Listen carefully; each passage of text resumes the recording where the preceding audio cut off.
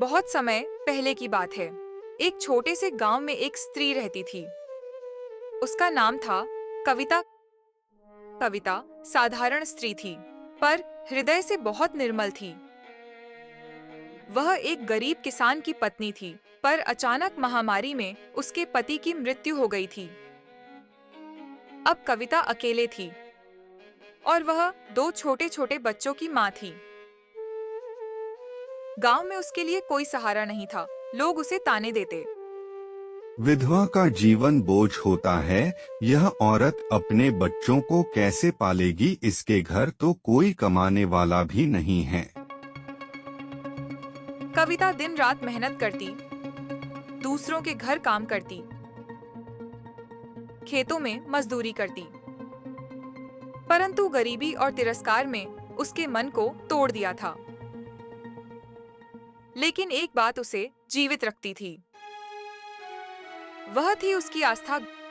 गांव के बाहर काली माँ का एक प्राचीन मंदिर था। हर शाम कविता वहां जाती, मिट्टी का दीप जलाती और कहती, माँ तू ही मेरी शक्ति है, मुझे हारने मत देना। समय बीतता गया। बच्चों का भोजन जुटाना और पढ़ाई करवाना कविता के लिए कठिन होता गया। कई बार उससे भूखा रहना पड़ा। एक दिन गांव का जमींदार उसके पास आया और बोला, कविता, तेरे पति का कर्ज अब तू चुकाएगी।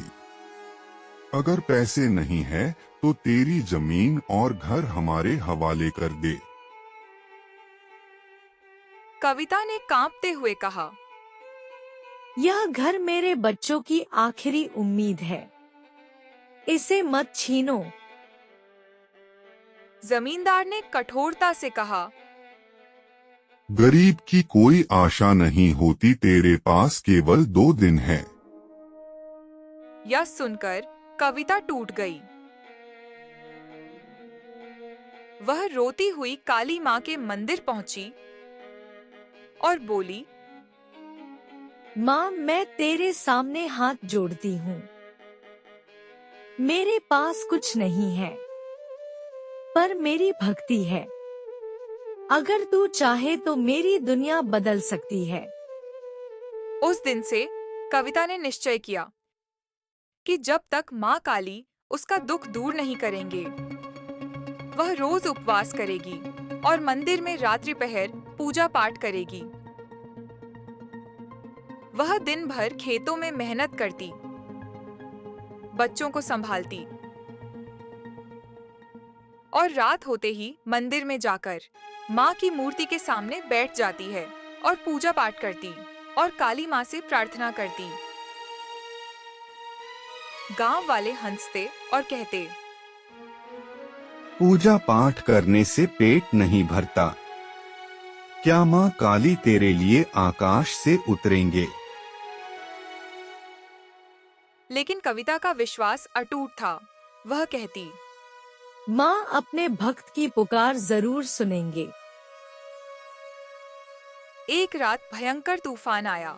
बिजली गिरी, पेड़ उखड़ गए, लोग घरों में दुबके रहे, पर कविता मंदिर में बैठी रही। वह निडर, अपनी जान की परवाह किए बिना पूजा में लगी रही। उसने कहा, आज कुछ भी हो जाए मैं हार नहीं मानूंगी। माँ मेरी रक्षा जरूर करेगी, मेरी आस्था को जरूर बचाएंगी। अचानक गांव का जमींदार अपने आदमियों के साथ स्वयं मंदिर आ गया। वह हंसते हुए बोला, आज देखता हूँ माँ काली तुझे कैसे बचती है। कल सुबह मैं तेरा घर और खेत जब्त कर लूंगा। कविता कांप गई, पर फिर भी डरते हुए बोली, जमींदार, इंसान की ताकत की सीमा होती है, पर देवी देवताओं की शक्ति अनंत है। तू देख लेना। जमींदार बोला, देख लेंगे तुझे और तेरी देवी माँ को। यह कहकर जमींदार वहां से चला गया।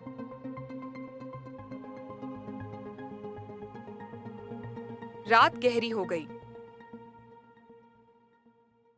कविता आंसुओं में डूबी बैठी रही और लगातार झप करती रही। जय माँ काली, जय माँ काली, जय माँ काली, जय माँ काली। आधी रात को मंदिर के भीतर अचानक तेज प्रकाश फैला। घटिया अपने आप स्वयं बजने लगी। कविता ने कांपते हुए आंख खोली और देखा, उसके सामने स्वयं माँ काली प्रकट हो गई थी। उनका विकराल रूप अद्भुत था। काले केश, गले में खोपड़ी की माला, हाथ में त्रिशूल और आंखों में अग्नि, पर उनके चेहरे पर अपनी भक्त के लिए करुणा थी। माता ने कहा, बेटी, तेरी भक्ति ने मुझे बांध लिया है। तूने जो आस्था दिखाई वही सच्चा धन है। डर मत, तेरे बच्चों का भविष्य उज्जवल होगा। डंडा अनन्या अब टिक नहीं पाएगा। कविता उनके चरणों में गिर पड़ी और रोते हुए बोली, माँ, मुझे कुछ नहीं चाहिए, बस मेरी संतान सुरक्षित रहे और कोई मुझे अपमानित न करे। अगली सुबह जब जमींदार अपने आदमियों के साथ कविता का घर हड़पने के लिए पहुंचा, पर जैसे ही वह उसके घर पर पहुंचा, अचानक से उसका तबीयत बिगड़ने लगा। उसके हाथ पैर में जलन होने लगी, मानो उसका शरीर जल रहा हो। वह चीखा, यह क्या हुआ? गांव के लोग भी इकट्ठा हो गए। अचानक आकाश में बादल गरजे। सभी ने देखा कि कविता के आंगन में मां काली की मूर्ति निकल आई है।